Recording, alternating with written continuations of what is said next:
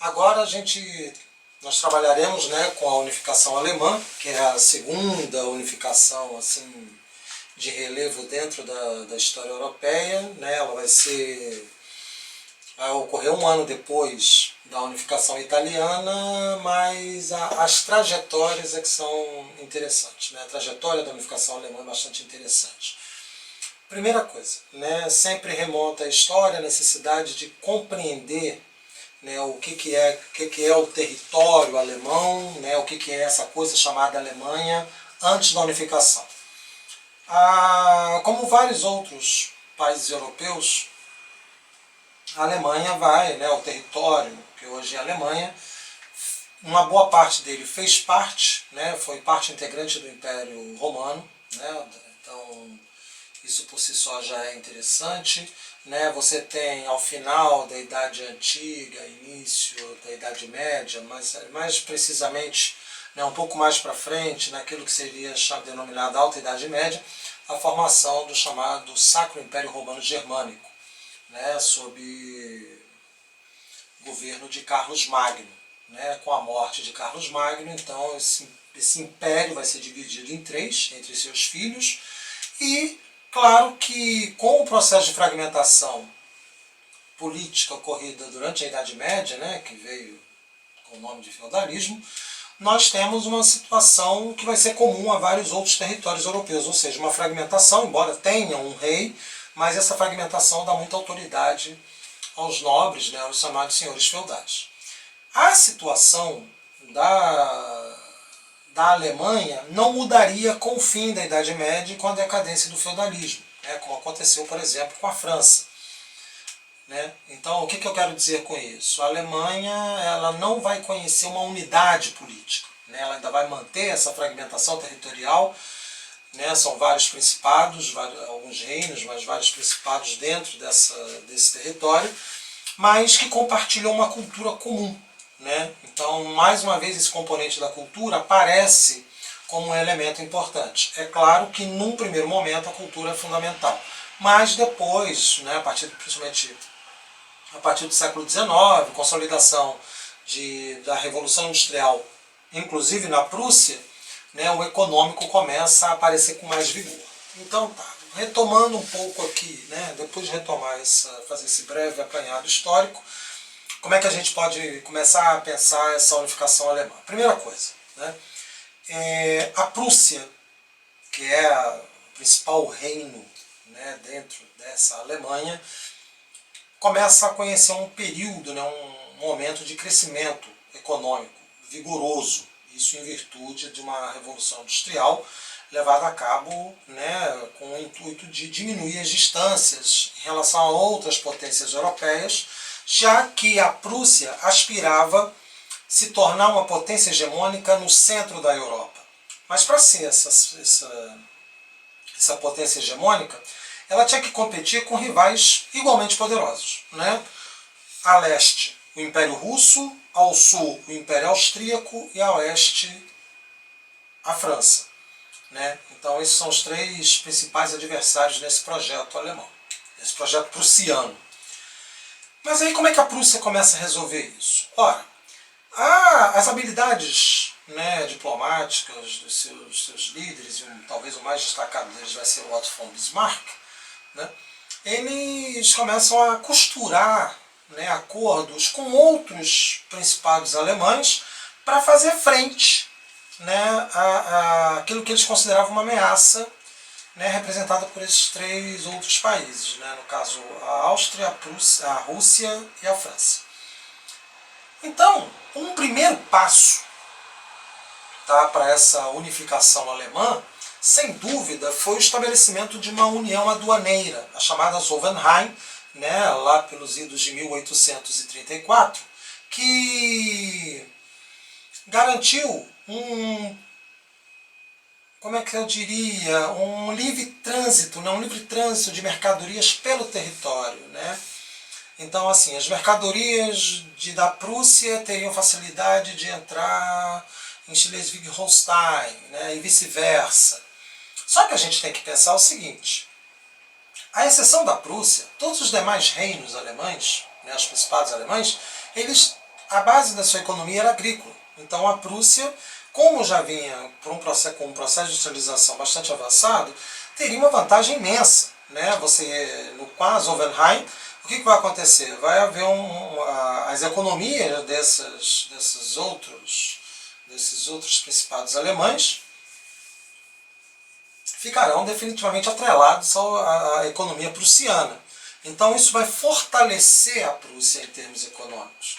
Né? E a percepção nesse caso é o quê? É notar, por exemplo, que a Prússia, né, ela consolidando esse poder, ela conseguiria fazer frente às demais potências europeias, né, consideradas nesse contexto como uma ameaça.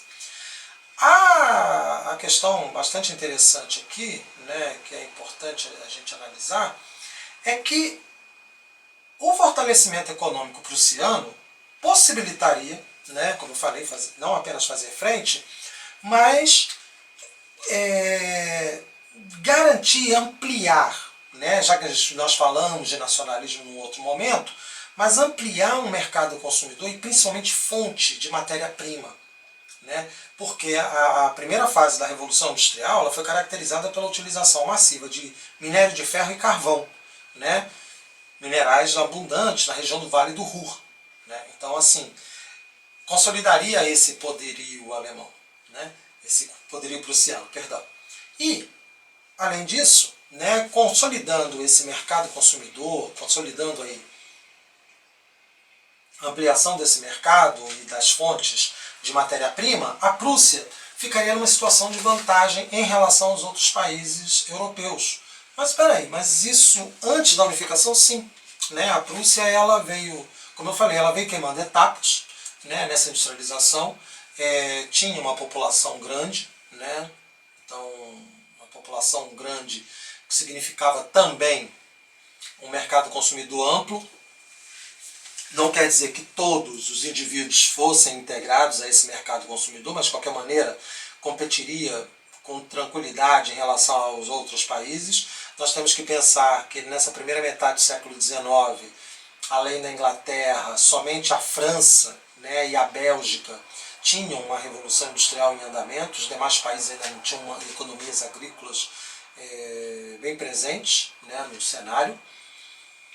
Então o que vai acontecer com a Prússia é que ela, a partir desses acordos, ela se fortalece. E esse fortalecimento vai garantir, o fortalecimento econômico, vai garantir um fortalecimento militar, né, e também político. Então a Prússia começa a expandir. Mas para isso, ela tem que tirar do caminho seus rivais. Então ela vai se aproveitar, né, das fragilidades, por exemplo, da Dinamarca, localizada ao norte, vai encetar uma guerra no ano de 1864, vai conquistar alguns territórios, né, anteriormente dinamarqueses, para ampliar esses domínios. O passo seguinte, né, seria dado 2 anos depois, em 1866, contra a Áustria. Né? Aí o Bismarck ele vai ser muito hábil. Por quê? Porque ao mesmo tempo que ele está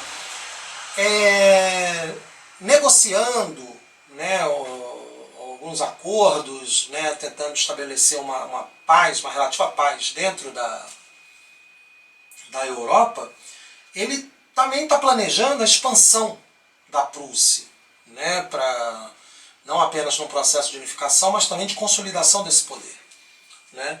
E o interessante é que o projeto do Bismarck ele vai ter o suporte, e aí isso também, né, lógico, vem as Hohenheim, mas tem um suporte ainda um pouco mais antigo, um pouco anterior, né, que foi a criação de uma confederação germânica. Então você veja que o cenário está bem desenhado. Né, dessa confederação germânica logo após o fim das guerras napoleônicas, ou seja, com o Congresso de Viena e principalmente com a Santa Aliança, há uma confederação germânica que vai reunir esses estados cuja característica política é o conservadorismo. Né? E aí o fantasma liberal estava muito presente, então a Prússia seria, junto com Rússia e Áustria, os defensores, os mantenedores desse pensamento conservador dentro da Europa. Acontece que a Prússia e a Áustria, embora, né, tenham aí, digamos, uma ligação cultural muito forte, né, ambos falam alemão, ambos têm essa origem germânica, mas os interesses desses dois países se chocavam, né? Ambos nutriam a perspectiva de ampliar o controle no centro da Europa, né? Então, para isso, para que esse ano fosse efetivado, então somente a partir de um processo, né, de isolamento e depois de guerra contra os austríacos é que a Prússia teria tranquilidade suficiente para poder, como é que eu diria, exercer essa hegemonia. Tá? Então tá. Exercendo a hegemonia na Europa Central, né? Então, sempre olhando com muita desconfiança em direção ao leste, como eu falei, por conta do Império Russo, e a oeste a França. Como a Rússia, né, não era um território muito interessante de ser invadido, então os interesses alemães, né, os interesses prussianos, se voltaram em direção ao oeste, né, se voltaram para o oeste, e aí, para consolidar isso, né, a Prússia enceta um conflito contra a França, tá? Que é a famosa Guerra Franco-Prussiana, que tem seu início ali no final de 1870, e vai até 1871. A guerra dura por volta de 3, 4 meses. Né? E uma coisa que ficou muito patente nesse enfrentamento entre os dois países é que a superioridade militar e econômica prussiana era incontestável. Né? A França não teve chances, tanto é que a própria duração da guerra foi um demonstrativo dessa superioridade militar prussiana. Então o que ocorre? A partir do momento em que a Prússia ganha a guerra franco-prussiana, ela fica à vontade, não apenas para impor a sua vontade, né, a vontade para impor sua vontade sobre a Europa Central, mas isso vai consolidar, né, porque aí os outros principados alemães vão notar também, né, que sem a Prússia não seria possível se defender das investidas de outros países. Né? Tanto é que os principados alemães a oeste, na fronteira com a França, recebiam muita influência francesa. Então a Prússia não via isso com bons olhos, porque isso de alguma forma poderia colocar, né, a França dentro desse jogo e rivalizar diretamente com a Prússia. Então a Prússia fez aquilo que no século XXI ganhou o nome de guerra preventiva, ou seja, eu ataco antes né, de ser atacado. Né? É um princípio muito, assim, aquela coisa do estado de natureza do Hobbes. Né? Então eu ataco primeiro porque eu tenho medo que o outro me ataque. E aí foi o que aconteceu, né, no caso da Guerra Franco-Prussiana, que a Prússia se utilizou do elemento surpresa para desferir um golpe muito violento contra a França, e o resultado não apenas foi a unificação alemã, né, em 1871, unificação essa assinada no Palácio de Versalhes, tá? Então isso configurou uma humilhação aos franceses, mas também contribuiu para a anexação de dois territórios que só seriam devolvidos depois da Primeira Guerra Mundial, que é o território da Alsácia-Lorena. Né? Então essa região a oeste da Prússia, agora da Alemanha, né, territórios franceses, foram incorporados a esse Império Alemão. Então aí agora a Alemanha, ela, seguindo a tendência ou a lógica dos países da Europa, né, acaba estabelecendo uma monarquia, constituindo um império. Tanto é que o Kaiser, né, que é a mesma coisa que Czar, César, né, o Kaiser Wilhelm, né, I, né, junto com Bismarck, eles vão configurar isso que se tornou a Alemanha. Tá? E essa é muito interessante porque essa unificação alemã e a conquista desses territórios pela Prússia, né, agora incorporados ao território alemão, foram uma fonte de discórdia. Né, e essa discórdia se manifestou de forma muito contundente, não apenas na Primeira Guerra Mundial, mas no pós-guerra, quando a França não apenas reanexou, né, a Alsácia-Lorena, mas também resolveu dar digamos, um golpe sobre a Alemanha, tomando a região da Renânia. né? Então, esse é o desfecho, né, dessa unificação alemã. Processo pautado pelo discurso nacionalista, como eu já tinha colocado para vocês, a importância do nacionalismo, e que sem dúvida vai ser assim a grande mola propulsora de alguns dos principais acontecimentos políticos do final do século XIX e início do século XX. Ok, gente? Espero que vocês tenham gostado. Um grande beijo. Tchau, tchau.